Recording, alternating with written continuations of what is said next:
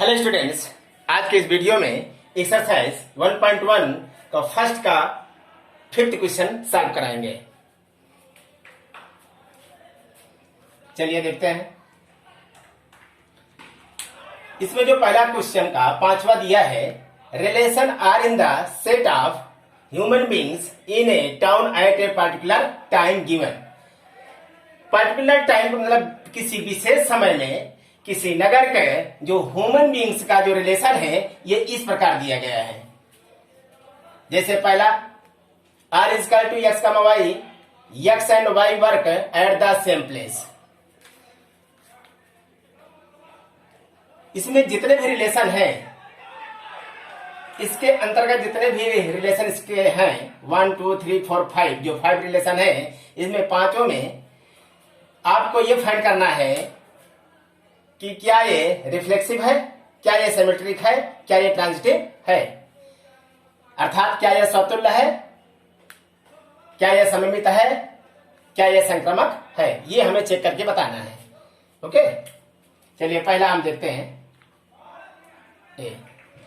Are is equal to x का Y such that x and Y work at the same place.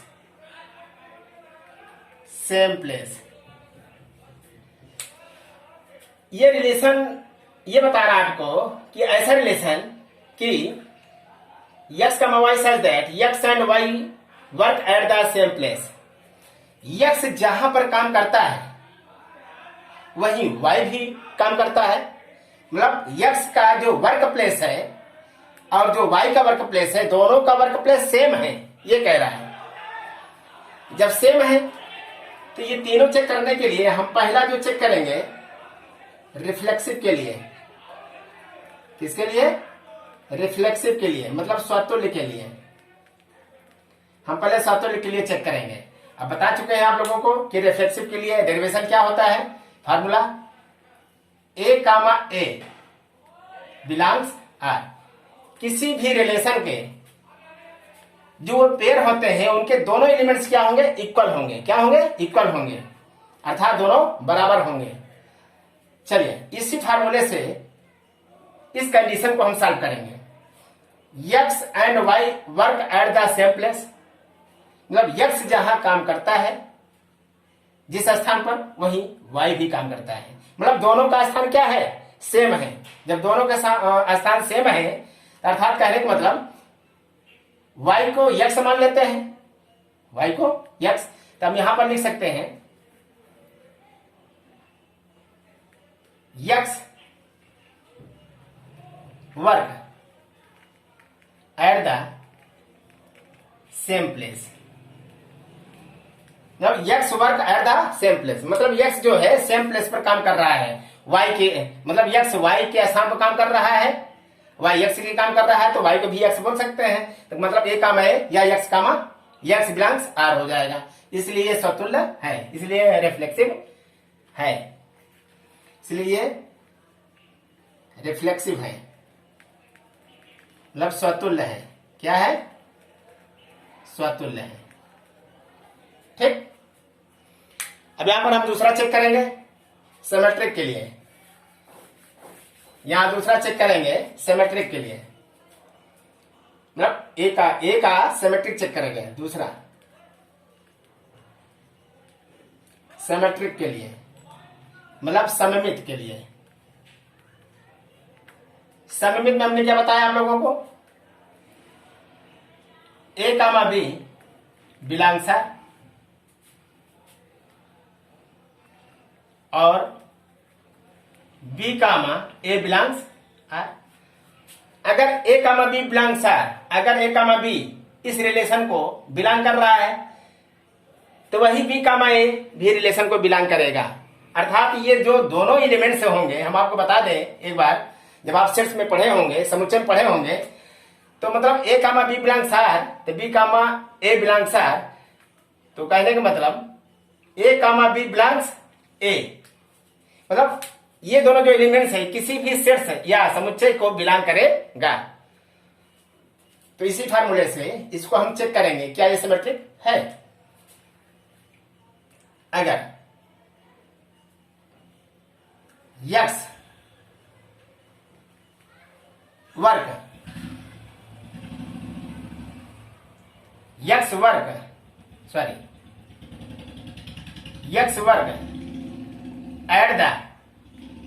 Eight the place of Y, अगर X Y के स्थान पे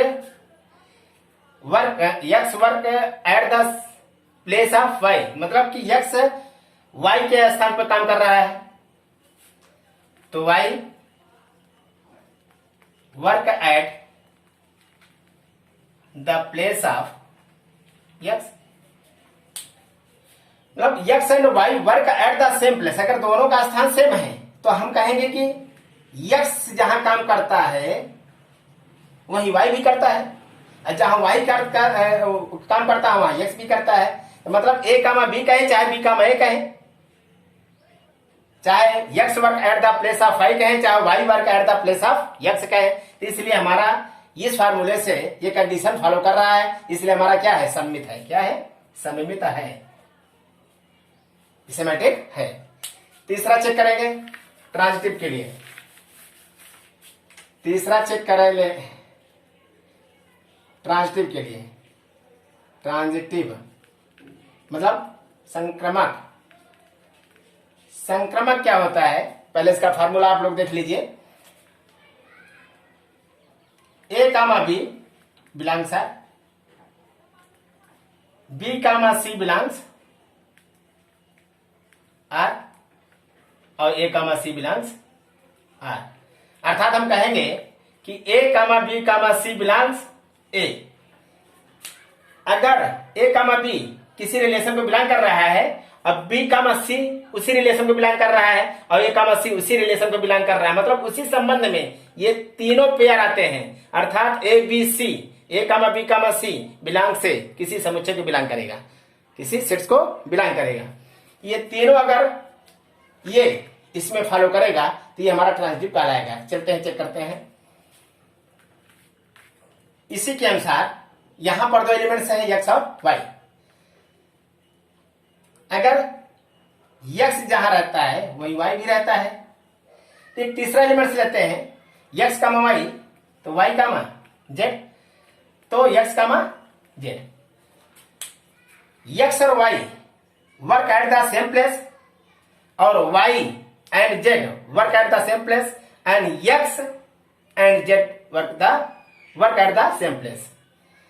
x और y एक ही जगह काम करते हैं और वाई और जेड एक ही जगह काम करते हैं, तो यक्स और जेड भी तो एक ही जगह पे होंगे। दैट्स ओके, ठीक है। तो ये हमारा क्या है, ट्रांजिटिव है, मतलब ट्रांजिटिव है।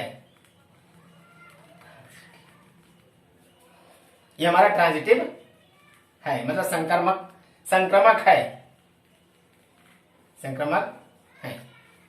बात समझ में आई, सबको समझ में आ गया। चलिए, तो इसलिए पहला क्वेश्चन का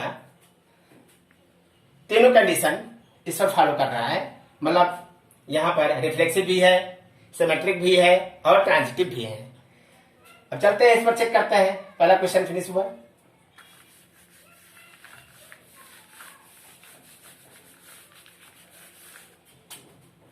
बी वाला क्वेश्चन क्या है, R is equal to X comma Y such that X and Y live in the same locality. Same locality, इसमें तीनों चेक करना है, इसलिए पहले रिफ्लेक्सिव के लिए चेक करेंगे। इसके लिए रिफ्लेक्सिव के लिए मतलब स्वतुल्य यहां पर चेक करेंगे। स्वतुल्य के लिए क्या होता है, A comma A belongs are. बार बार हम बता रहे हैं आपको, रिफ्लेक्सिव आपको याद करना पड़ेगा कि रिफ्लेक्सिव के लिए क्या होता है, सिमेट्रिक के लिए क्या होता है और ट्रांजिटिव के लिए क्या होता है, ठीक है। तो रिफ्लेक्सिव के लिए हमने फार्मूला लिख दिया है, A comma A belongs R. अगर ये कंडीशन इस रिलेशन में फॉलो करेगा तो ये रिफ्लेक्सिव होगा। चलिए x and y live in the same place, मतलब x और y एक ही लोकेलिटी पर रहते हैं, एक ही स्थान पर रहते हैं। जहां x रहता है वहीं y भी रहता है, और जहां y रहता है वहां पर x रहता है। मतलब x एंड y, तो x एंड y मतलब जहां x रहता है वहीं y रहता है, जहां y रहता है वहीं x रहता है। तो x y है, y x है, तो इसके लिए दोनों x का सेम लोकेलिटी हो सकता है। यहां पर लिखेंगे x लिव इन द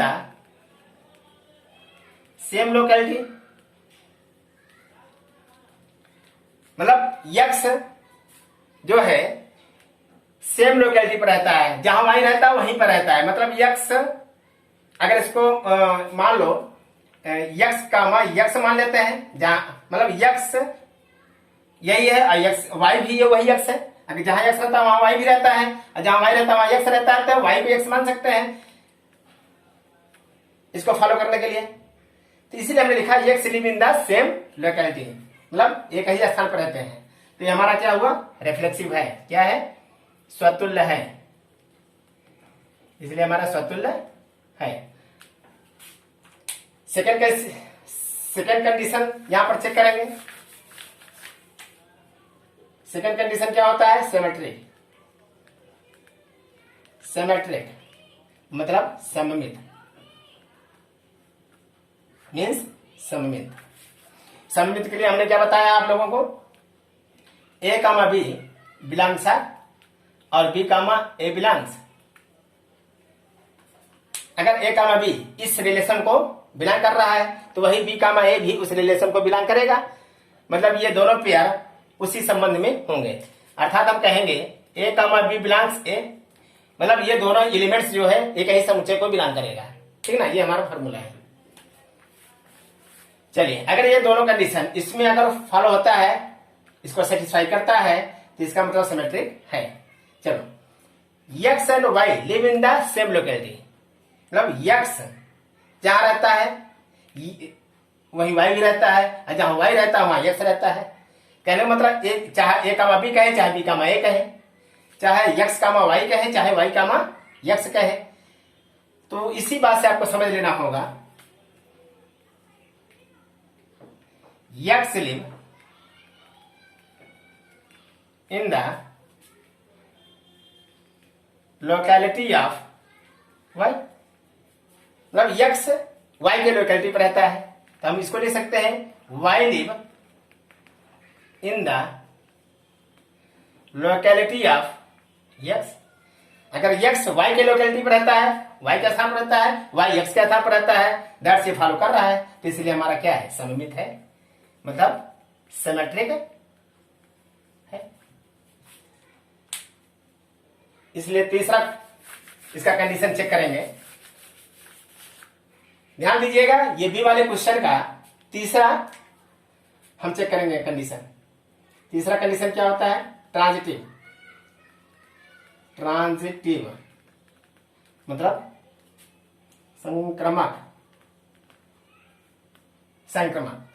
संक्रमक के लिए हमने क्या बताया ट्रांजिटिव में, इसका formula a comma b belongs R, b comma c belongs R, तो a comma c belongs R. अगर a का रिलेशन b से है और b का रिलेशन c से है और a का रिलेशन c से है, मतलब a का b से है, b का c से है, का a से c से नहीं होगा तो ये कामा c बिलोंग्स आर। अर्थात हम कहेंगे a comma b comma c belongs a, मतलब a b c जो तीनों एलिमेंट से किसी सेट को भी बिलोंग करेगा। तो इसी से जो रिलेशन फाइंड होंगे ये तीनों एक ही रिलेशन के हैं। ठीक है ना, अगर ये तीनों इसमें सेटिस्फाई करेगा तो हमारा ट्रांजिटिव कहलाएगा। चलिए इसको लेते हैं, x live in the locality of y, y live in the locality of z। तो then then x live in the locality of z. x live in the locality of y, तो y live in the locality of z. तो then x live in the locality of z.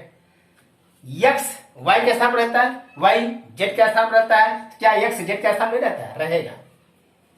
तो इसलिए हमारा ये इसको satisfy कर रहा है कि हमारा ट्रांजिटिव है, ट्रांजिटिव।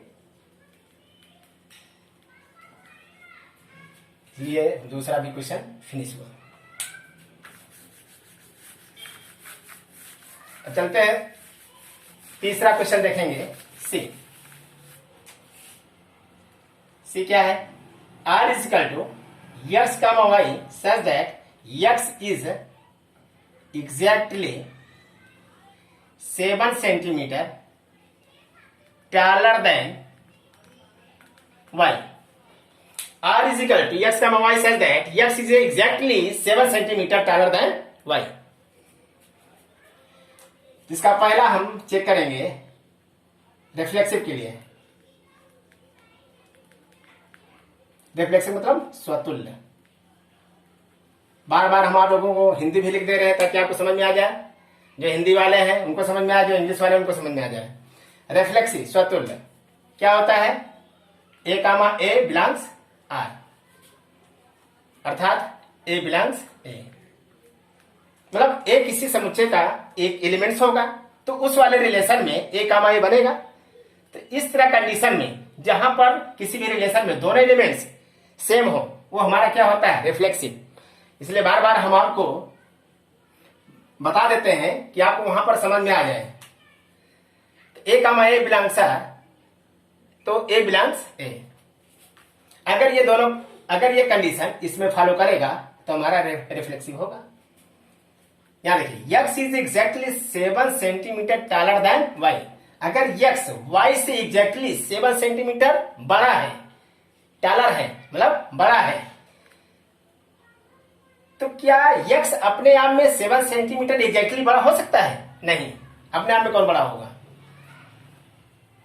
तो आप लिखिए x is not exactly 7 centimetre taller than himself, मतलब अपने आप में। अगर x जो है y से एग्जैक्टली 7 सेंटीमीटर बड़ा है, क्या x अपने आप में 7 सेंटीमीटर बड़ा हो सकता है? नहीं। तो ये हमारा तो स्वतुल्य नहीं है, ये तुम्हारा रिफ्लेक्सिव नहीं है, ये रिफ्लेक्सिव नहीं है। इसका फर्स्ट कंडीशन रिफ्लेक्सिव नहीं है। सेकंड कंडीशन इस पर चेक करते हैं सिमेट्रिक के लिए। सिमेट्रिक मतलब सममित के लिए। सममित के लिए क्या बताया है? A comma B belongs R, तो B comma A belongs R, अर्थात ए कामा बी बिलोंग्स ए। अगर A comma B belongs R किसी रिलेशन को बिलोंग कर रहा है और वही बी कामा ए भी उस रिलेशन को बिलोंग कर रहा है तो ए कामा बी किसी सेट का एलिमेंट्स है। अगर ये दोनों कंडीशन इसमें फॉलो हो रहा है तब हमारा सिमेट्रिक कहलाएगा।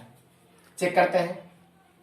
अगर x is exactly 7 centimetre taller than y, अगर x y से एग्जैक्टली 7 सेंटीमीटर लंबा है तो क्या y x से एग्जैक्टली 7 सेंटीमीटर लंबा होगा?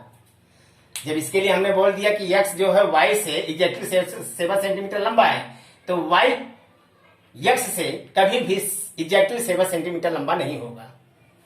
यहां पर आप लिखेंगे भाई a कामा b है तो b कामा a होना चाहिए। अगर x y से 7 सेंटीमीटर लंबा है तो y भी x से 7 सेंटीमीटर लंबा होना चाहिए, लेकिन इस कंडीशन से इसको फॉलो नहीं कर रहा है। यहां लिखेंगे x is exactly 7 centimetre taller than y।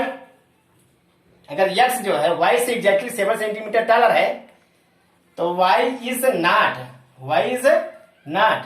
Exactly 7 centimetre taller than X. Y जो है यक्स से एग्जैक्टली 7 सेंटीमीटर टैलर नहीं है, इसलिए इसको फॉलो नहीं कर रहा है। इसलिए क्या सममित नहीं है, मतलब सिमेट्रिक नहीं है। ठीक, आया समझ में बेटा? चलो इसका तीसरा कंडीशन चेक करते हैं, ट्रांजिटिव। इसका तीसरा ट्रांजिटिव संक्रमक। ट्रांजिटिव मीन्स संक्रमक। संक्रमक के लिए हमने क्या बताया आपको formula, A comma B belongs R, b comma C belongs R, a comma C belongs R. अर्थात ए कामा बी कामा सी बिलोंग्स कोई एक सेट है, किसी सेट से लिया गया ये रिलेशन बनाया गया है तीनों, इसलिए यहां पर हम आपको बता देते हैं कि ए comma B comma C belongs A. अगर ये तीनों कंडीशन इस पर फॉलो करता है तो ये ट्रांजिटिव होगा, ये संक्रमक होगा। X is exactly 7 centimetre taller than Y. अगर यक्स जो है वाई से एग्जैक्टली 7 सेंटीमीटर टैलर है तो वाई भी जेड से एग्जैक्टली 7 सेंटीमीटर होगा टैलर, तो यक्स भी जेड से एग्जैक्टली 7 सेंटीमीटर टैलर होगा। जैसे यहां पर हम लिखते हैं X is 7 centimetre taller than Y. Y is 7 centimetre taller than Z. अगर यक्स वाई से एग्जैक्टली 7 सेंटीमीटर टैलर है और वाई जेड से एग्जैक्टली 7 सेंटीमीटर टैलर है तो X is 7 centimetre taller than Z. अगर यक्स वाई से बड़ा है, वाई जेड से बड़ा है, तो यक्स जाहिर सी बात है कि जेड से भी बड़ा होगा। ये आपका संक्रमक है, ये आपका संक्रमक है, मतलब ट्रांजिटिव है, ट्रांजिटिव है।